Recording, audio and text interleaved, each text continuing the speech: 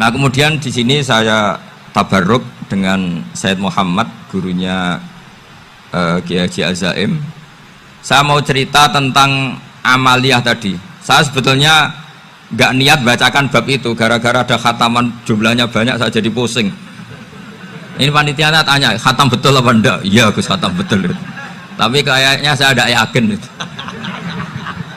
Karena saya ini kan dari pondok tahfidz itu. Biasanya anak khataman itu ya rodok bodoni itu. Dibaca buanter sing nyemak ya mau ndelok pojoke tok.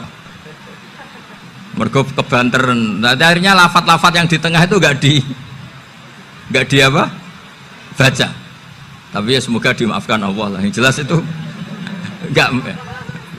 Tapi saya mau cerita ya. Jadi cara berpikir Said Muhammad ini nanti juga saya teruskan di Ma'had Ali.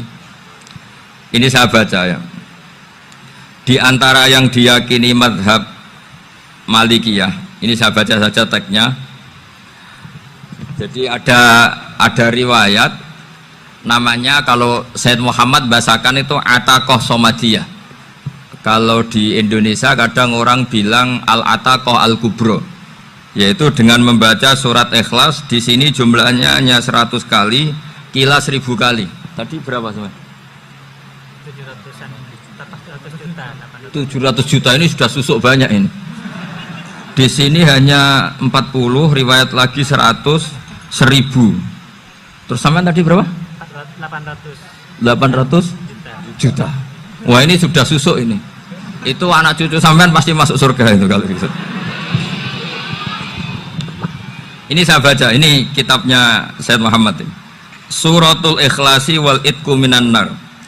Akhrajat Tabrani fil Kabir an Fairuz ad-Dailami wa wa ibnu Ukhtin Najasi. Waqad khadaman Nabiyya sallallahu alaihi wasallam. Orang ini jadi khadimnya Nabi. Qala Rasulullah sallallahu alaihi wasallam, "Man qara'a qul huwallahu ahad mi'ata marratin fi shalat ghairiha kataballahu lahu bara'atan minan nar." Ini hanya berapa ini? Mi'ata marrah. Berarti kalau satu orang itu cukup 100. Tadi sudah untuk 7 turunan tadi, untuk orang berapa? Ya, untuk 7 turunan cukup ya? Cukup. Untuk 7 turunan ya, sudah susuk ini, sudah susuk ini. Aduh, ribet ini. Nah ini tak cari pembenarannya, ini supaya keren. Ini di halaman 188 Abwabul Farad.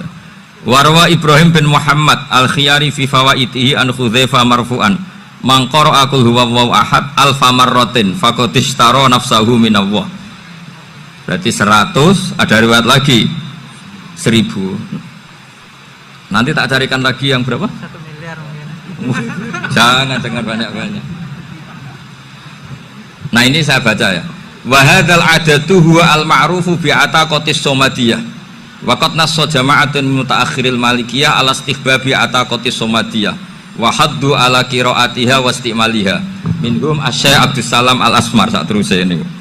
Jadi kullu haula'i istahabbu ataqatas somadiyah ma'atirafi ba'dihim kal misnawi bisyidati fi hadisiha. I'timadan ala anna hadza minal fadha'il allati yutasahalu fiha. Faman sa'a yasta'milaha raja'a khusula ma fiha fala ba'sa bidzalik ala syarti alla ya'taqida thubuta dzalika anin nabi sallallahu alaihi wasallam hatta la yaqa fil kitsbi alaihi. Jadi intinya itu silahkan Anda bikin jumlah sesuai versi Anda. Yang penting Anda jangan kampanye kalau itu perintah Kanjeng Nabi Muhammad sallallahu alaihi wasallam. Karena kalau kamu atasnamakan Nabi kemudian jumlahnya sampai 800 berapa? 800 juta, berarti Nabi mengajarkan masyaqqah pada umatnya. Jadi cukup yang riwayat itu di sini hanya 100 sama 1000. Jadi kalau jumlah tadi untuk 7 apa? Turunan. Jadi kamu harus ditutup dengan doa, ya Allah, semua itu bukan untuk saya tapi untuk 7 turunan. Tolong catat ya Allah. Karena itu. Jadi artinya gini loh ya, orang Indonesia yang sering mempraktekkan ataqoh somadiyah itu bukan tanpa dalil. Ternyata dalam madzhab Maliki, saya masih ingat ketika mbah saya kandung, bapaknya bapak, asmane Mbah Nur Syam, itu wasiatnya minta dibacakan 4000. Yang baca pas itu ya bapak sama anak-anaknya. Dan kemudian alhamdulillah zaman akhir itu mulai agak ngawur. Kalau ada acara itu wong liya kon maca anake mlebu metu gak melok maca. Itu keliru, saya jamin itu keliru.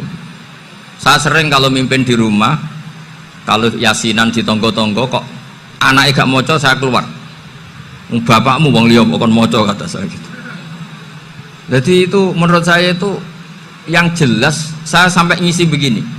Yang ada riwayatnya itu idza mata ibnu adam min qata amaluhu ila min salasin shadaqatin jariyah au ilmin yuntafa'u bi aw waladin sholihin yatullah. Itu tidak ada di hadis au kiyayin sholihin yatullah kata. Yang ada itu awaladin apa? Sholihin. Jadi anaknya harus ikut, kalau tidak ada usaha kata. Akhirnya anaknya dawuh nggih Gus nggih. Akhirnya tak kei jagung paling akeh, kula mendet sithik. Wong aku ora anake kok. Kadang-kadang enggak, orang lain baca buahnya anaknya mau melebu metu mau enggak no tamu mbek rokokan. Itu harus ditobatkan itu. Keliru itu. Karena nasnya bukan auqiyayin sholihin tapi awaladin sholihin. Ini bukan provokator, ini memang ya harus seperti itu. Nah, terus tentang tadi la ilaha illallah yang didawuhkan Gus Azaim. La ilaha illallah itu penting sekali, cuma saya mohon itu dielmoni lah. Jadi dulu kalimat ini menjadi spesial karena dielmoni, karena dimulai dari fa'lam annahu la ilaha illallah. Terusannya ayat tuh wastaghfir li dzambika walil mu'minina wal mu'minat. Saya ulang lagi ya. Terusannya ayat tuh wastaghfir li dzambika walil mu'minina wal mu'minat. Makanya menurut mazhab Sadili, kamu diburu baca la ilaha illallah dulu, jangan istighfar dulu. Saya ulang lagi ya. Dalam mazhab Sadiliyah itu la ilaha illallah dulu, nggak boleh istighfar dulu. Alasannya masuk akal. Orang yang kafir 70 tahun itu sekali baca la ilaha illallah itu langsung yughfar lahum ma qad salaf. Sehingga la ilaha illallah sendiri sudah punya kekuatan supaya dosa kita diampuni. Qul lil ladzina kafaru iyantahu yughfar lahum ma qad salaf. Cara menghentikan kekafiran gimana? Dia melafadzkan la ilaha illallah. Ini kalimat yang begitu saktinya sampai orang yang kafir puluhan tahun itu dosanya semuanya terhapus hanya karena melafadzkan la ilaha illallah. Nah, makanya kata Abdul Hasan As-Sadili wastaghfir li dzambika ay bihadil kalimah. Seseorang sah diistighfar itu kalau melafadzkan la ilaha illallah. Misalnya ada orang kafir mati kafir, sah nggak anak cucunya mengistighfari dia?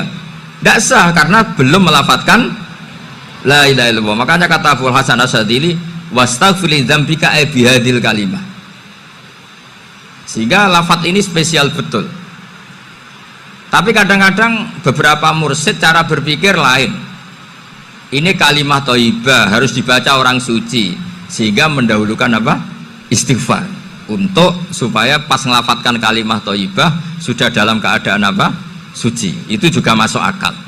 Tapi secara meyakinkan saya sendiri lebih mengikuti manhajnya Abil Hasan As-Sadili karena alasannya tadi, yang kafir puluhan tahun saja langsung luntur dosanya karena melafadzkan la ilaha illallah. Artinya la ilaha illallah sendiri sudah bagian dari istighfar. Nah, ya tadi buktinya fa'lam annahu la ilaha illallah terus wastaghfir li dzambika walil mu'minina. Jadi orang sah diistighfari itu setelah dipastikan sah tauhidnya. Jadi setelah tauhidnya sah yaitu la ilaha illallah baru sah apa? Diistighfari. Sehingga orang kafir, saya ulang lagi, orang kafir yang mati kafir anak cucunya tidak boleh apa? Tidak boleh menistighfar. Terus saran saya kedua, la ilaha illallah itu filosofinya itu nafyun li uluhiyati ghairillah wa isbatun li uluhiyatillah wahda. Filosofi la ilaha illallah itu gimana? Menafikan semua selain Allah itu tidak Tuhan dan hanya menuhankan Allah semata. Nah itu caranya gimana? Caranya kita harus terbiasa ini, karena tadi saya dibilangin panitia ini rata-rata mustameknya atau mustamiatnya ini santri. Caranya gimana? Dilatih pakai logika. Saya berkali-kali cerita kalau ngaji, saya sekaligus kampanye. Allah itu Tuhan yang begitu fair. Untuk menjadi Tuhan Allah mempersilahkan, ada kualifikasi Tuhan. Jadi boleh dikompetisikan, itu boleh kata Allah. Nggak apa-apa kamu ngaku Tuhan gitu kata Allah. Tapi nak ngaku pangeran itu paling enggak ya direputasi lah. Ada verifikasinya. Dimulai dari apa? Ya kalau jadi Tuhan itu setidaknya bikin langit bumi lah. Aturannya gitu. Jadi kalau daftar bupati ya daftarlah ke KPU. Masa tahu-tahu jadi apa? Tuhan kemudian tidak punya prestasi bikin langit bumi. Sehingga Allah itu cara ngendikan itu ya fair. Qul ara'aitum ma tad'una min dunillah aruni madza khalaqu minal ardi am lahum syirkun fis samawati. Coba yang kamu tuhankan selain saya, prestasinya apa? Ketika saya bikin bumi itu apa ikut bikin? Terus am lahum syirkun fis samawati. Kalau bikin langit, kalau nggak bisa ya urun lah gitu. Urun semen apa urun bego, pokoknya urun lah gitu. Urun ora, gawe bumi ora, ngerti-ngerti ngaku dadi pangeran. Kul hatu burhanakum. Jadi ya kan ya lucu kan, misalnya syarat kiai di Salafiyah kan keluarga Kiai As'ad, cucunya ngaji ngalim.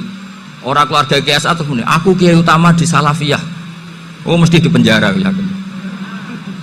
Lah yo gak gawe langit bumi, gak ada prestasi terus ngaku sebagai apa? Tuhan.